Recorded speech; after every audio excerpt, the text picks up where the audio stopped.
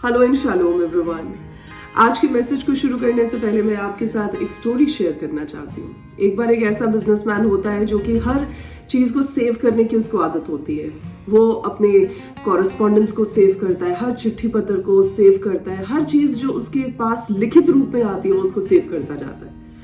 ऐसे करते करते काफी सालों में बहुत कुछ कंपाइल हो जाता है और उसका पूरे का पूरा जो ऑफिस है वो भर जाता है इन्हीं चिट्ठियों के साथ, इन्हीं एनवेलप्स के साथ।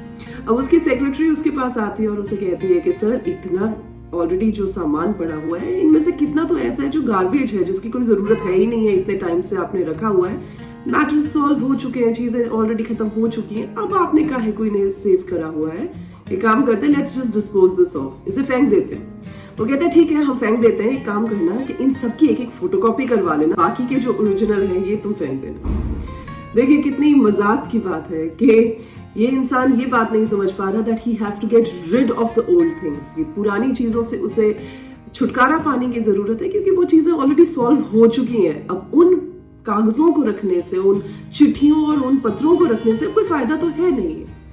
देखिए कई बार परमेश्वर पर विश्वास करने वाले लोग भी ऐसी गलती कर बैठते हैं। वो पुराने बैगेज को, पुरानी गिल्ट को, पुराने कामों के, पापों के, श्रापों के उस भार को उठाए लिए चलते हैं। जब प्रभु यीशु मसीह ने सब चीजों के लिए कह दिया कि फुल एंड फाइनल पेमेंट हो चुकी है, परमेश्वर ने पेनाल्टी अपने पर ले ली है, क्रूस की उस मौत को सह लिया है, तो वो सारी बातें तो खत्म हो चुकी हैं, कंप्लीट हो चुकी हैं। पर आज भी कई लोग उस बोझ को अपने कांधे पे उठाकर लाद कर आगे बढ़ना चाहते हैं और ये दिखाना चाहते हैं कि हम शायद उन दुखों में बार बार वापस जाकर या उन लैमेंटेशंस में बार बार वापस जाकर अपने पे कोई एहसान कर रहे हैं या परमेश्वर को ये दिखा रहे हैं कि हम जो है प्रभु के साथ पार्टनरशिप में करें। जी नहीं, उसकी जरूरत नहीं है, काम हो चुका है, पेमेंट हो चुकी है। परमेश्वर यीशु मसीह ने ये बात कह दी थी कि कंप्लीटेड है, वो फिनिश्ड है वो काम। एक बात देखें, यहाँ पर फिलिपियंस की किताब में जब पढ़ते हैं उसके 3 चैप्टर की 13 और 14 आयत में ऐसे लिखा है, हे भाइयों, मेरी भावना ये नहीं कि मैं पकड़ चुका हूँ, पर ये एक केवल काम करता हूँ कि जो बातें पीछे रह गई हैं उन्हें भूलकर आगे की बातों की ओर बढ़ता हुआ निशाने की ओर दौड़ता हुआ चला जाता हूँ, ताकि वह इनाम पाऊं जिसके लिए परमेश्वर ने मुझे मसीह यीशु में ऊपर बुलाया है। अब ऐसा नहीं है कि संत पौलुस उन बातों को जो उसकी जिंदगी में हुई थी उन्हें भूल चुका है।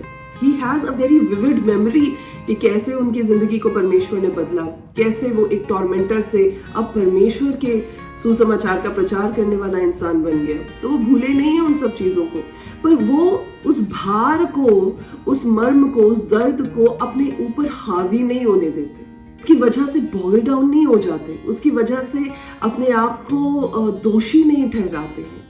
तो ये नहीं मैं कह रही कि आप अपने पुरानी जिंदगी जिसमें से आप निकल आए हैं उसे आप बिल्कुल ही तज दे, वो आपकी एक टेस्टमनी है, पर उसी के भार को अपनी जिंदगी में लेकर आगे मत चले।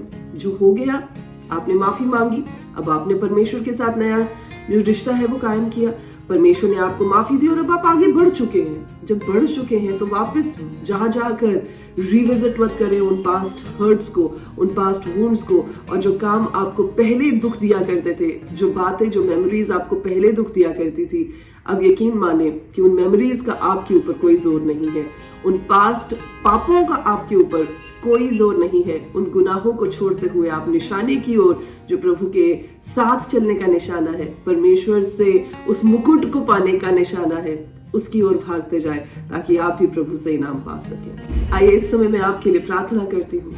जिंदा जलाली जयवंत परमेश्वर, मैं आपका धन्यवाद देती हूँ प्रभु, मेरे हर एक भाई और बहन के लिए जो इस समय इस बात को सुन रहे हैं, और अगर उनकी जिंदगी में पास्ट एक्सपीरियंसेस की वजह से दुख है, तकलीफ है, मातम है, मायूसी है, तो आज प्रभु यीशु के नाम से इस वचन के द्वारा मेरे खुदावन उनकी उन पास्ट वुंड्स के ऊपर प्रभु आप मरहम लगाएं, अपने प्रेम के साथ मेरे खुदा उन्हें दिलासा दें और होने दे कि वो जानने पाए कि प्रभु पुरानी बातें बीत चुकी हैं, अब सब कुछ नया हो गया है। और प्रभु इस नएपन में, इस नए आगाज में मेरे खुदा आप उनका हाथ पकड़ के उन्हें आगे ले जाएं और वो जानने पाए कि प्रभु आप उनकी परवाह करते हैं। धन्यवाद के साथ इस प्रार्थना को बड़े ही विश्वास के साथ प्रभु यीशु मसीह नासरी के जिंदा और जलाली नाम में होकर मांगते हैं, आमीन।